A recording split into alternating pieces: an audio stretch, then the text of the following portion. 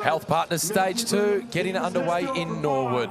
4, 3, 2, 1. The gun go to getting them started in the Santos Tour Down Under. Norwood, a regular spot throughout the history of the race. A stage taking them through to Uradla, almost 150 kilometres. Right from the very start, they're onto the first climb of the day to Norton Summit, a climb of 10 kilometres, a Category 2 climb. And from the Sourdal Quick Step team, it was Pipin Raderink collecting the maximum points. 7 points for him. In second position, the leader of the FX King of the Mountains classification, Martin Udenstad from Uno X Mobility, once again getting himself in the breakaway.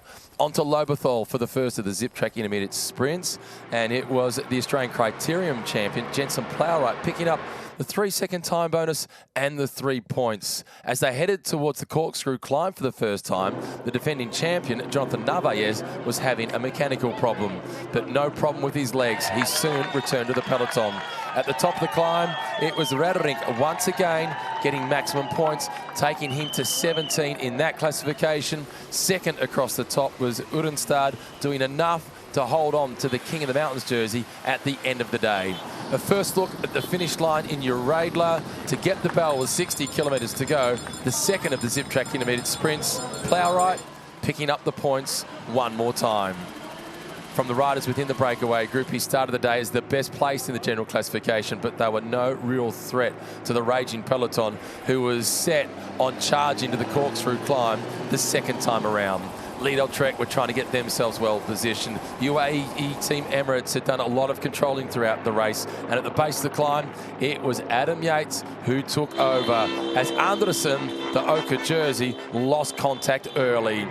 Yates swung off, job done. Vine took over and Narvaez joined him, and the peloton, they were left to try and minimise the damage. Vine led across the top of the climb with 13 kilometres to remain, and Narvaez was doing all he could to stick with his teammates. Meanwhile, back in the peloton, what was left was trying to get themselves organised as a group of 6 swelled to 8 and eventually got a few more. But how much damage would there be? It was Vine who took the stage victory, Narvaez in second position, and with the stage win, Vine moves into the Ochre jersey, Narvaez into second place overall. And in the sprint for third position, it was Mardo Smith who led them home, and he's moved into third position in the general classification. Jay Vine, what a performance. You look super strong that final time up the Corkscrew. You did the bulk of the work with your teammate Narvaez coming into the finish, and you're taking the Ochre jersey. How does it feel?